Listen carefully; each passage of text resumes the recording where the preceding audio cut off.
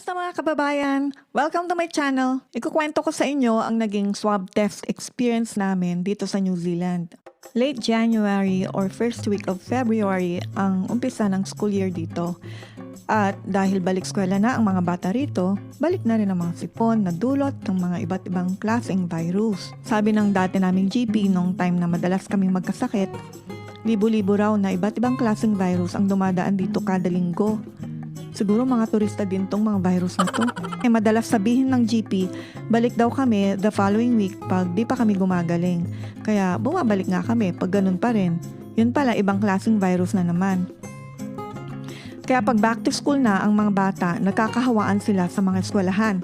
Tapos, nabibitbit nila pag uwi sa kanilang mga tahanan. At yun nga ang nangyari sa amin. Pag uwi ng panganay namin, masama na ang kanyang pakiramdam. Madalas itong mangyari pagka lumalamig na yung panahon. Gaya ngayon, patapos na yung summer at malapit nang mag-autumn. Kaya itong 9-year-old namin, nagkalagnat, sipon, nagkaroon siya ng sore throat, ubo, at panghihina ng katawan. Nahawa na rin ang aming padre de pamilya. Siyempre, bilang responsableng mamamayan, kailangan namin ipalam sa kinauukulan at ikonsulta kung kailangan nilang magpa-swab test. Sabado ng umaga last week, tumawag kami sa healthline at sinabi namin lahat ng mga symptoms. Medyo maraming katanungan pati mga pinuntahan naming lugar. Ayun, ginawa namin ang karapat-dapat at di namin in-expect na i-offer na magpa-swab test ang aking asawa at ang aming panganay na anak. Binigay yung contact number para makapagpabook at sa araw din yun, nakapagpabook kami. Pinili namin na drive-thru imbes na sa community testing center. Kasi naisip namin baka doon pa sa testing center namin makuha yung virus. Sinabihan kami na mag-face mask pagdating doon.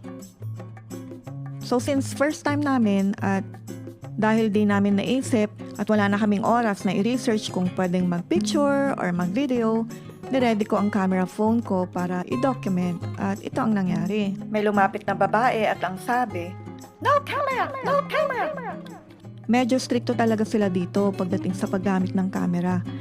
Minsan nga sa loob ng mga supermarkets or grocery shops o kahit sa mga public na swimming pools, madalas pinagbabawal. Pagkatapos ng ilang minuto, merong babae na lumapit sa amin at nagtanong-tanong ulit. Nakwento rin niya na sila daw twice a week nagpapaswab test.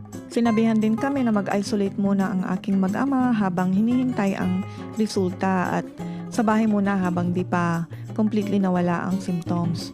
Pagkatapos nun, pinapila kami. Then after few minutes, merong lumapit na isang lalaki na siya yung magsaswab at in-explain niya kung paano gagawin yung procedure. So ganito yung ginawa.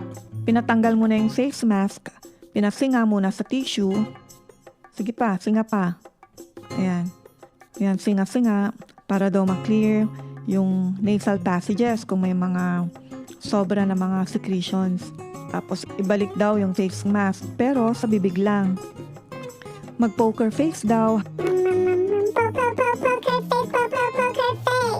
Look up. Mag-poker face habang pinapasok yung swab na mukhang mahabang cotton bud at igalaw-galaw yung toes para ma-distract dahil medyo uncomfortable nga yung procedure. Pagkatapos ipasok yung swab, nag-count 1 to 5 yung nagsaswab. Tapos inikot ng 2 beses yung swab. Tsaka nilagay sa plastic bag.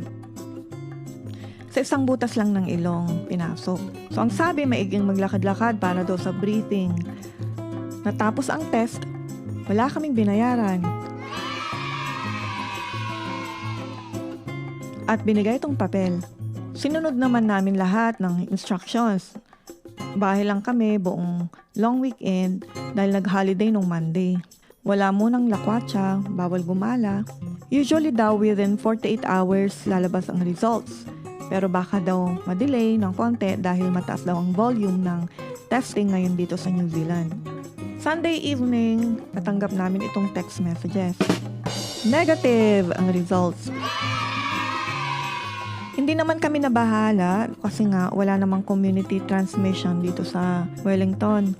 So yun ang aming naging experience sa pagpapaswab test Please subscribe kung gusto nyo pong makita kung ano po yung itsura ng New Zealand at yung kahit yung mga ordinary lang na mga lugar, ano yung mga itsura ng mga bahay-bahay. Ayun, panoorin nyo po ang aming mga videos. Maraming salamat at God bless sa inyong lahat.